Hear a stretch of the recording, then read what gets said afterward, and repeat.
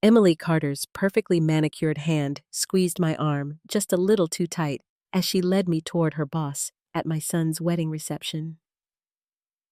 "Mr. Anderson?" she called out in that sugary voice she used when she wanted something. "I'd like you to meet my new mother-in-law. This is Margaret Collins. She's currently between jobs." The pause before between jobs hung in the air like smoke from a cheap cigar. But that wasn't the part that made my blood pressure spike.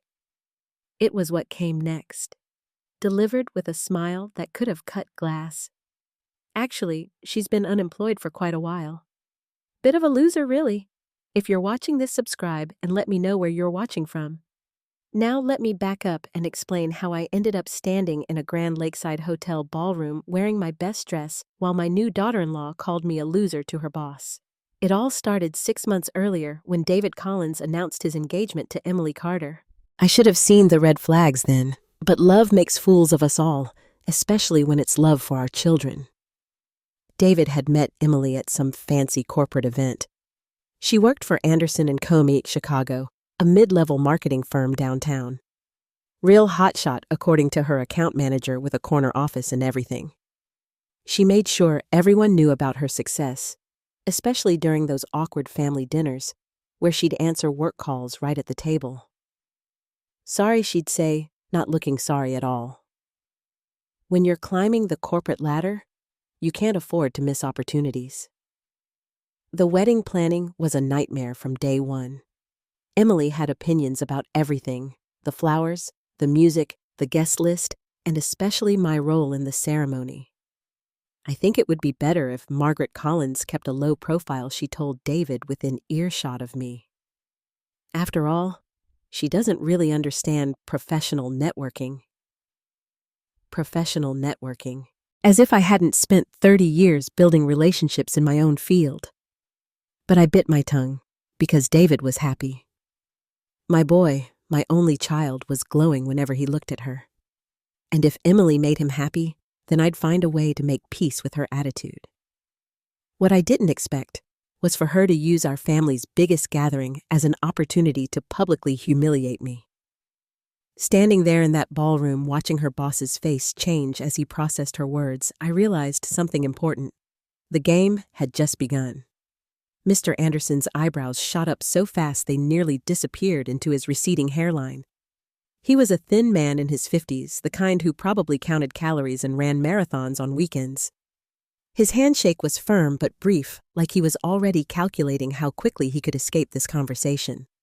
"Unemployed," he repeated, glancing between Emily and me. "I see." I could practically hear Emily's internal victory lap. She'd successfully painted me as the family embarrassment in front of her boss. Probably thought it would make her look better by comparison. What she didn't know was that I'd been watching her performance all evening, cataloging every little power play, every subtle put down. And what she definitely didn't know was who I really was. "Well," I said, offering my most grandmotherly smile, "I suppose that's one way to look at it." Emily's grip on my arm tightened.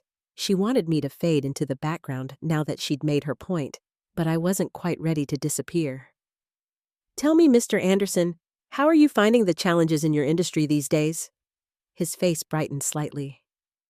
"Oh, you know how it is. Competition's fierce. Everyone thinks they can do marketing now with social media and all that. We're constantly having to prove our value to clients. That must be especially difficult when you're dealing with larger competitors," I said thoughtfully. "Companies with more resources, better connections." Emily's head whipped toward me, probably wondering how the unemployed loser knew anything about business competition. Mr. Anderson nodded enthusiastically. "Exactly. There's this one company, Collins Enterprises. They've been eating everyone's lunch for years. Massive client base. Incredible reputation. Their CEO is supposed to be some kind of genius, though nobody seems to know much about her personally. Very private person." The irony was so delicious I almost laughed out loud. Instead, I just smiled and said, "How fascinating." Emily was looking between us with growing confusion, probably wondering how her loser mother-in-law was holding her own in a business conversation with her boss. The band struck up at last, and David swept Emily onto the dance floor for their first dance as husband and wife. I watched from my table, nursing a glass of champagne that had gone flat 20 minutes ago. The happy couple looked perfect together, him in his classic black tux, her in a dress that probably cost more than some people's cars. But perfection has a way of hiding cracks, and I was starting to see them everywhere. "She's lovely," said Mrs. Bennet, the elderly woman seated next to me. She'd been Emily's kindergarten teacher, apparently, though Emily had barely acknowledged her during the receiving line, though I have to say she's changed quite a bit since she was 5. "People do grow up," I replied diplomatically, though I was thinking that some people grow up into exactly who they always were, just with better vocabulary. "Of course, dear, it's just—" Mrs. Bennet leaned closer, lowering her voice. She used to be such a sharing child, always making sure the other children had enough crayons, defending the shy ones from bullies. I wonder sometimes what happens to that kindness as we get older. I glanced at Emily, who was laughing at something David had whispered in her ear. For a moment, she looked genuinely happy, and I could almost see the 5-year-old who'd shared her crayons. Then the song ended, and she immediately started scanning the room, probably looking for more important people to network with at her own wedding reception. That's when I noticed her heading straight for the Simmons table. Robert Simmons owned the biggest construction company in the state, and his wife, Margaret Simmons, sat on half the charity boards in town. Emily had done her homework. She knew exactly who mattered in this room, and she was working it like a professional conference. I excused myself from Mrs. Bennet and decided to powder my nose. But instead of heading to the restroom, I slipped out onto the hotel's outdoor terrace. The September evening was perfect. Cool enough for my shawl, but warm enough to be comfortable. I needed a moment to think, to process what had just happened, and decide how to handle it. That's when I heard voices from around the corner, Emily's voice specifically talking to someone on her phone. "No, Mom, it went perfectly. I made sure Anderson knows I'm not like these small-town people, especially the mother-in-law. You should have seen his face when I told him about her." A pause, then laughter. "Trust me, after tonight, he'll see me as the professional one in this family." I stayed on that terrace for another 10 minutes, listening to Emily make 2 more calls. One to someone she called Babe, which was interesting since she just married my son, and another to her sister, rehashing the same story about how she'd successfully diminished me in front of her boss. Each retelling got more elaborate, turning me from unemployed to basically unemployable to kind of pathetic, really. The thing about eavesdropping is that it changes you, not because of what you learn about other people, but because of what you learn about yourself. Standing there in the shadows, listening to my son's new wife tear me apart for sport, I realized I'd been playing a role for months. The accommodating mother-in-law, the woman who didn't want to cause trouble, the gracious loser who'd step aside for the younger generation. But that woman was a fiction, and fiction, as any good storyteller knows, only works if everyone agrees to believe it. When I finally returned to the reception, the cake had been cut, and the crowd was starting to thin out. The older relatives were making their excuses, pleading early bedtimes and long drives home. I found David Collins at the bar, loosening his tie and looking pleasantly exhausted. "Mom, there you are. I was looking for you. Emily wanted to introduce you to some more of her work friends." "How thoughtful of her," I said, accepting the glass of wine he handed me, though I think I've met enough of her colleagues for one evening. David frowned slightly. "Is everything okay? You seem different, smart boy." He'd always been able to read my moods, even as a child. "Just tired, sweetheart. It's been a big day." I patted his cheek, marveling at how much he looked like his father at that age. "Your wedding was beautiful. Emily looked stunning. She did, didn't she?" His face lit up the way it always did when he talked about her. "I'm really glad you two are getting along so well. It means everything to me." Getting along. If only he knew what his blushing bride had said about me just an hour ago. But this wasn't the time or place for that conversation. This was his wedding day, and I wouldn't be the one to spoil it for him. Of course we are, I lied smoothly. She's part of the family now. And that's when it hit me. The perfect, elegant solution to my Emily problem. She was part of the family now, which meant she was my responsibility. And I took my responsibilities very seriously. The Monday morning after the wedding, I sat in my home office with my first cup of coffee and a legal pad full of notes. Emily had made one critical error in her little performance at the reception. She'd assumed I was exactly what I appeared to be, a retired woman of a certain age with no current professional connections. But assumptions, as I'd learned over 30 years in business, are dangerous things. I picked up my phone and dialed a familiar number. Patricia, it's Margaret Collins. I hope you enjoyed your weekend off. Yes, the wedding was lovely. Thank you for asking. Listen, I need you to set up a meeting with the Anderson & Comey account team for this afternoon. And Patricia, make sure everyone understands this is confidential until I decide how to proceed. Patricia Lewis had been my executive assistant for 12 years. She knew exactly what that tone in my voice meant. Someone was about to have a very bad day, and I was going to enjoy every minute of it. By Tuesday, I had a complete file on Emily Carter Collins.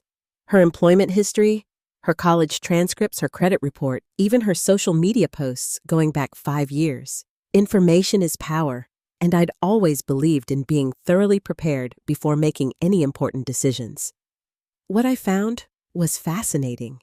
Emily had been with Anderson & Comey Chicago for 4 years, starting as a junior account coordinator and working her way up to account manager. Her performance reviews were solid but not spectacular. She was competent, reliable, and ambitious. Exactly the kind of employee who did good work but would never set the world on fire. More interesting were her social media posts. Instagram photos from expensive restaurants with captions about client dinners that happened on weekends. Facebook check-ins at luxury hotels during what should have been business trips, and LinkedIn posts about networking events that looked suspiciously like vacation photos. But the real gold mine was her expense reports. Patricia's team had been very thorough. 4 years of questionable charges, creative interpretations of business expenses and receipts that didn't quite add up. Nothing criminal exactly, but definitely not the kind of financial judgment you'd expect from someone in her position. I leaned back in my chair and smiled. Emily had made the classic mistake of underestimating her opponent. She'd seen a gray-haired woman in a conservative dress and assumed she was dealing with someone's grandmother. Well, she was dealing with someone's grandmother. She just hadn't bothered to find out whose grandmother I was. By Wednesday, I'd made my decision.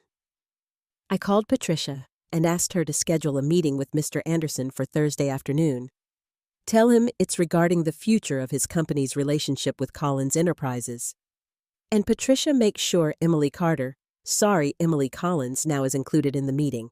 Thursday arrived gray and drizzly, the kind of weather that makes everyone want to crawl back into bed.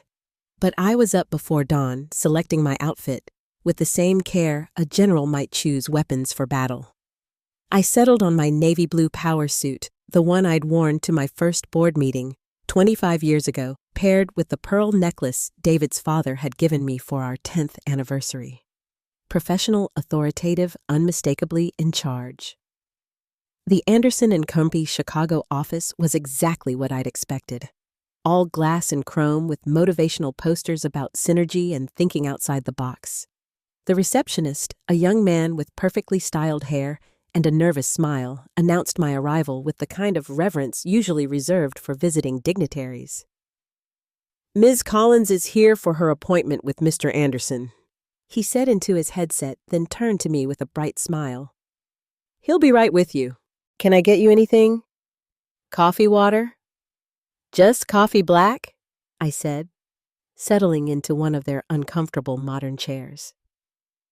The waiting area gave me a perfect view of the office bullpen where I could see Emily at her desk typing furiously at her computer. She was wearing a sharp red blazer and had her hair pulled back in a style that probably took an hour to perfect. Professional Emily ready to impress. She hadn't noticed me yet, which was perfect. I wanted the element of surprise. Mr. Anderson appeared exactly at 200, flanked by two other executives I didn't recognize, and bringing up the rear, Emily. She stopped dead when she saw me, her face cycling through confusion, recognition, and something that might have been panic. "Mrs. Collins," Mr. Anderson said, extending his hand with a warm smile.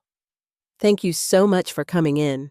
I have to say, when your assistant called, we were all very excited about the possibility of working with Collins Enterprises."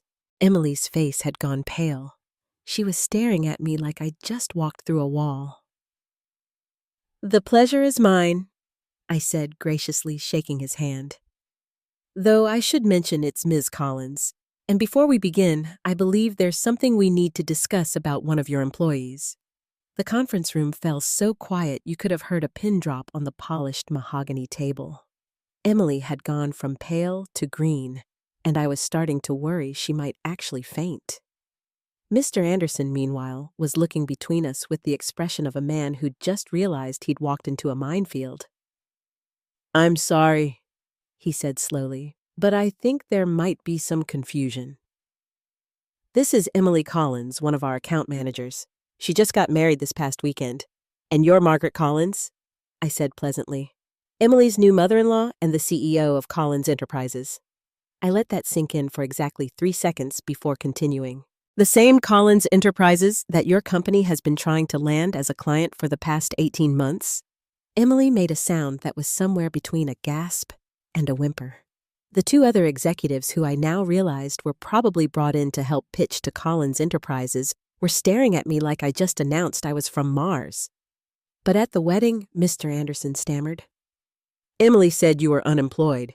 She called you." He trailed off, apparently realizing that repeating his employee's exact words might not be the wisest career move. "A loser," I finished helpfully.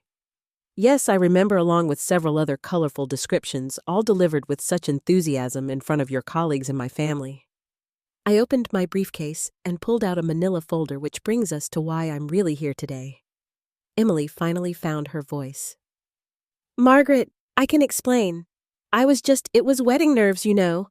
I didn't mean." "Oh, but you did mean it," I said gently.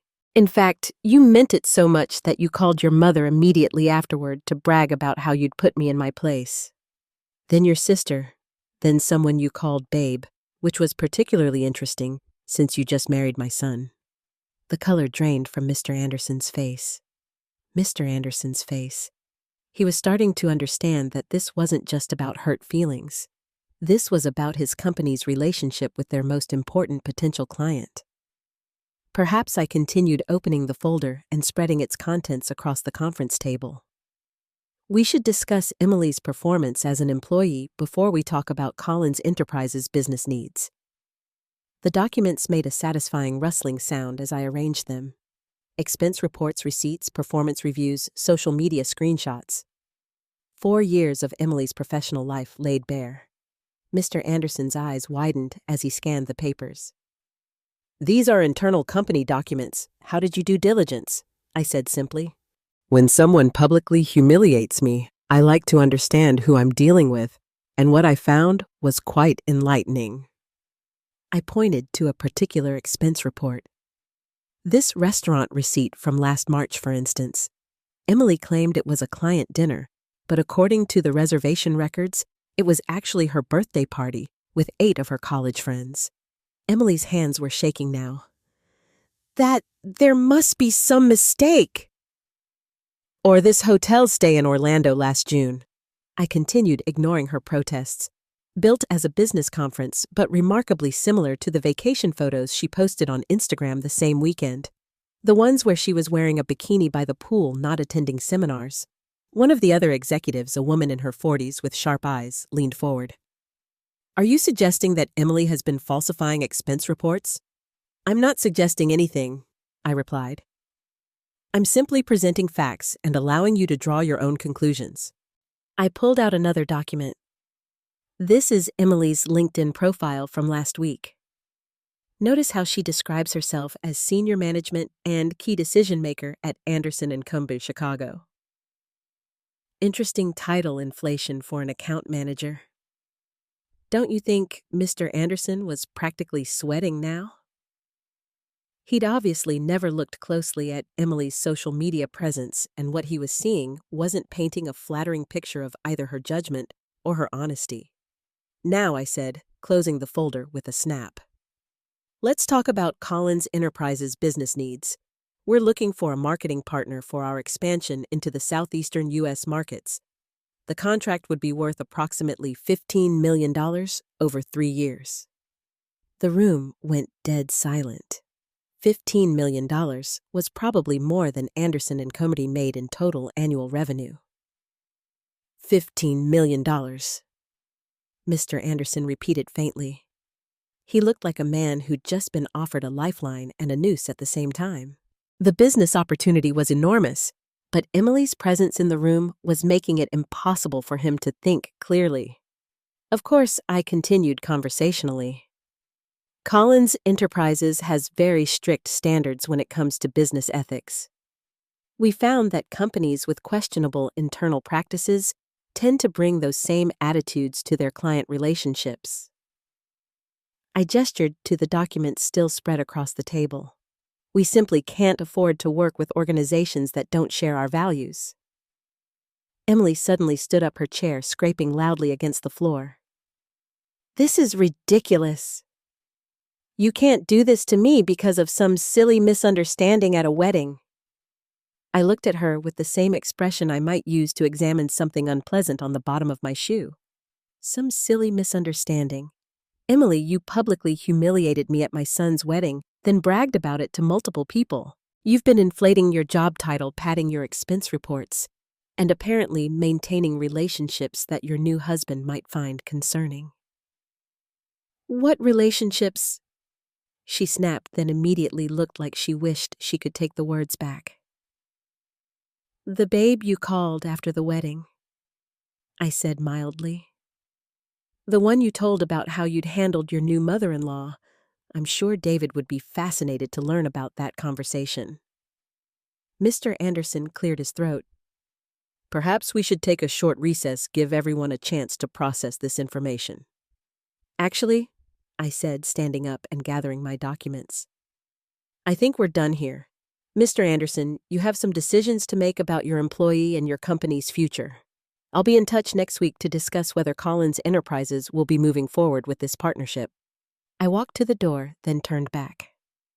Oh, and Emily, you might want to update your LinkedIn profile. I have a feeling your job description is about to become much more accurate. The call came at 7:30 that evening while I was enjoying a glass of wine on my back patio. David's name appeared on my phone screen, and I could practically feel the panic radiating through the device before I even answered. Mom, what the hell did you do? I took a sip of wine and watched a cardinal land on my bird feeder. Hello, darling. How was your first day back from the honeymoon? Don't hello, darling me. Emily came home in tears. She says you got her fired. I didn't get anyone fired, I said truthfully. I simply had a business meeting with her employer. A business meeting where you showed up as the CEO of some company and ambushed her. Collins Enterprises isn't some company, David. It's the company I've been running for the past 18 years. The company that put you through college and law school. The company that bought your first house and your first car. I kept my voice level, though I could feel anger building in my chest. The company your wife never bothered to ask about. There was silence on the other end of the line. Then quietly, You're the CEO of Collins Enterprises. I have been since your father died. I kept our last name on the door because it was his dream too. But yes, I've been running it all this time. But you never said, you never talked about work. Because you never asked, I said gently.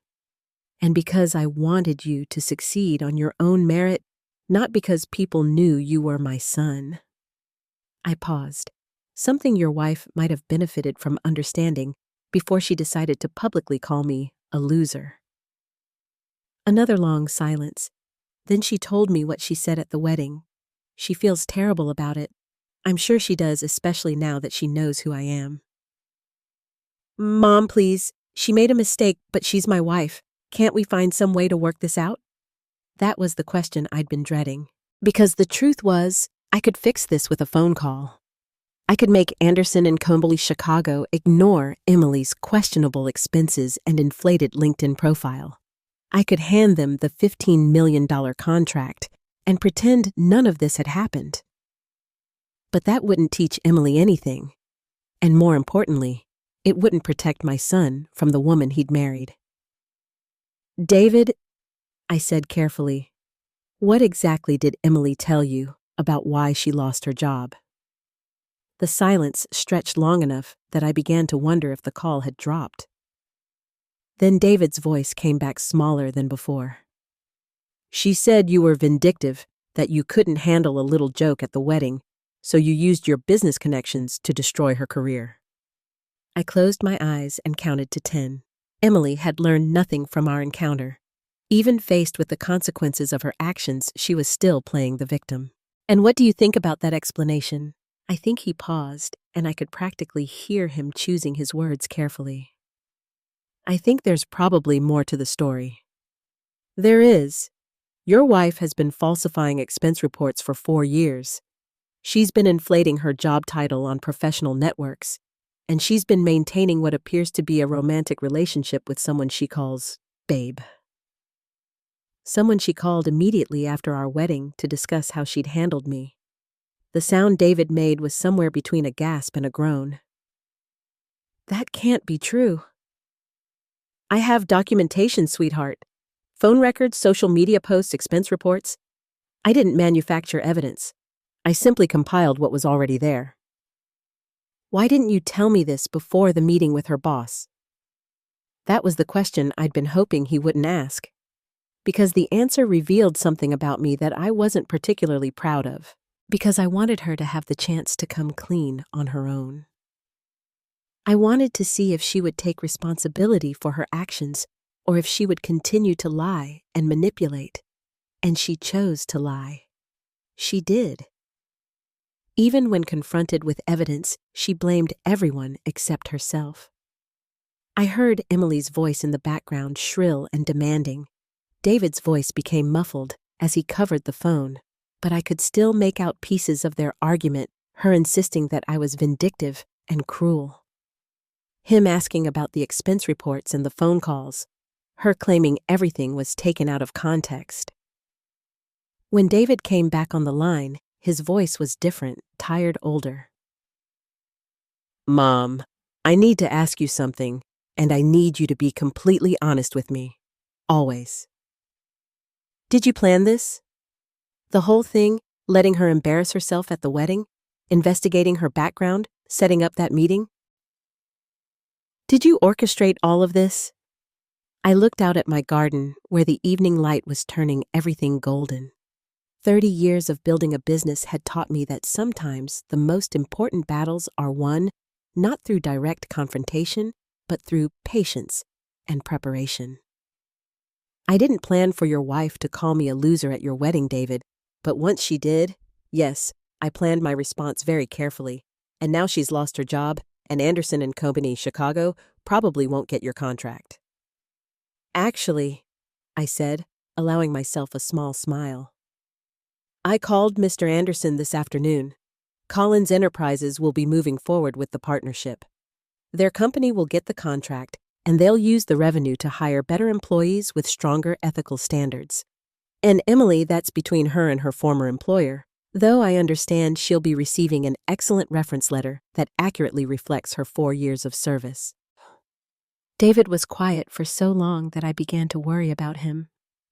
When he finally spoke, his voice was barely above a whisper. I married someone I don't really know, didn't I? My heart broke a little for him. You married someone you thought you knew. Sometimes that's the same thing, and sometimes it isn't. The question now is what you're going to do with what you've learned. After we hung up, I sat on my patio until the stars came out. Emily would land on her feet. People like her always did. She'd find another job, probably at a company that didn't do background checks quite as thoroughly. She might even learn something from this experience, though I doubted it. But David would be okay. He was stronger than he knew, and smarter than Emily had given him credit for. And now, he had all the information he needed to make his own decisions about his marriage and his future. As for me, well, I'd learned something too. I'd learned that after 30 years of being diplomatic and accommodating, sometimes the most loving thing you can do is refuse to be anyone's doormat, even if it means your son has to face some hard truths about the woman he married, especially then. Thanks for listening. Don't forget to subscribe and feel free to share your story in the comments. Your voice matters.